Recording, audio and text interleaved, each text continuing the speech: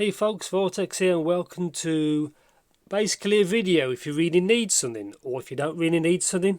So as you can see, I've got two very different items. You may only need one, you only may need the other.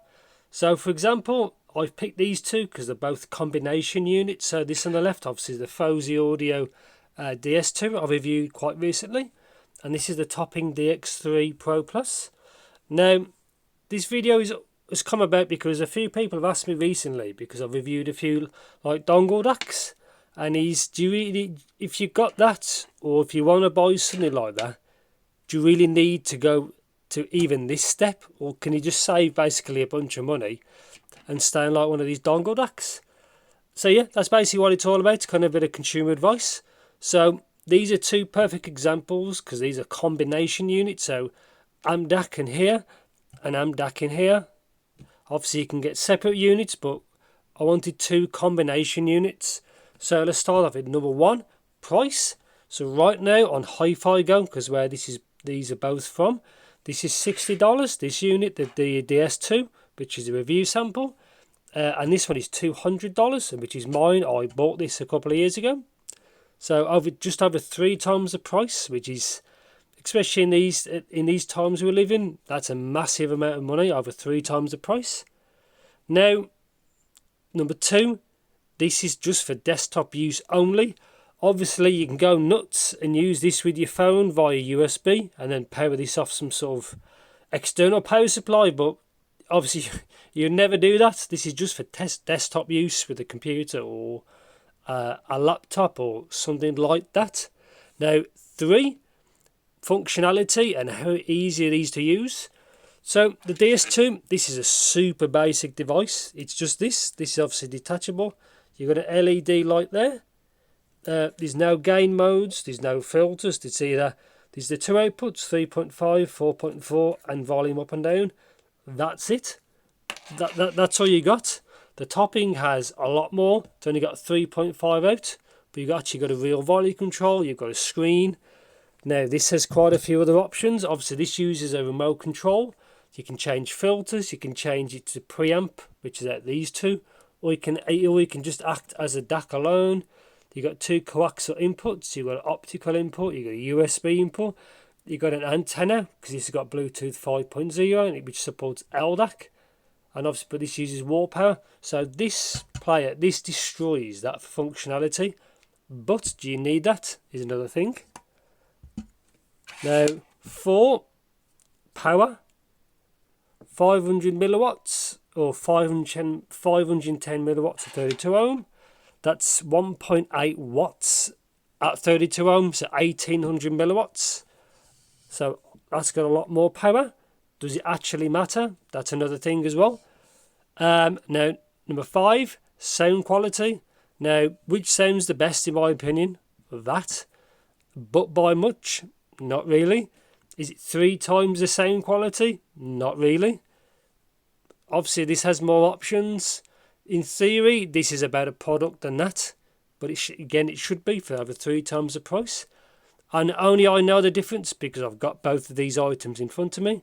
If you've got that, you don't know what that sounds like, and if you've got that, you don't know what that sounds like. So it's not really a comparison in that term. You're not really, back to back. It doesn't matter because you don't own both devices like I do. So kind of a short video, really just kind of a consumer video's conclusion is, what do I really think? Now, to be ultimately honest, to be brutally honest, if I didn't review items, if I didn't measure items, for the graphs or anything like that at all, I probably wouldn't own something like that. I would actually personally be very happy with this and the Creative Pebble speakers, which I've reviewed fairly recently. That's all I need in a setup. Now, do you want to spend 3 times the price for all this stuff? That's up to you. Also, on the Topping, it's only got a Bluetooth input, so you have to Bluetooth to it from your phone. If it's a transmitter, it would be better, but it's not that, so just bear that in mind. But for my use, kind of a strange conclusion, but for me, I would personally be very happy with the DS2, and I am happy. And a few of the Dongle DACs I've tried, especially the ones with independent volume control in Windows, which I prefer, they've all got more than enough power. Now, the 1.8 watts what this puts out is if you've got hard to drive headphones, planars, or some of the crazy dynamic driver headphones, which are really hard to drive, like 600 ohm headphones. But normal folks don't have 600 ohm headphones. They're probably anywhere between 32 and 50 ohms. Obviously, sensitivity can wildly be affected, maybe 90 to 100 dB sensitivity, something that kind of ballpark. But this does all of that because I've tried it with my Sennheiser HD599 SE, which is I class as a normal headphone because it's affordable. You know, normal folks don't spend £400 on headphones or buy planar headphones. They look at Amazon, what's cheap and good, that's the headphone they buy. It's as simple as that. So yeah, to cut a long story short, so whoever wants to watch this video, is if you've got the dongles, I think are really good these days. I don't think these are worth it unless you really need the functionality. I don't, to be honest. But yeah, this can do it all. It depends if you're paying for the screen. This only has a 3.5mm output. And that's pretty much it. If you know anything else in particular, please know in the comments. Please write down there your thoughts and opinions on this, because I'd like to hear your thoughts. But for what I think so far, dongles have come, I think, very far in the last couple of years, especially with this kind of power. So you plug it into your computer, you don't need drivers, it just works. Plug into your phone, it just works. You know, it's got more than enough power. The sound quality is good. I like that it's basic, but because I don't really care about the filters.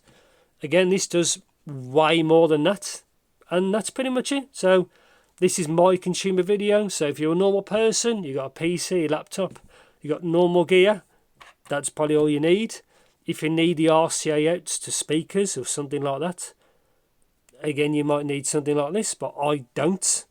And a lot of people, basic users, don't need the RCAs out. And obviously this takes up more space than that does. So yeah, just let me know in the comments. Just give me your thoughts and opinions. I'm always curious to what you guys and gals think. And yeah, I'll see you in the next video.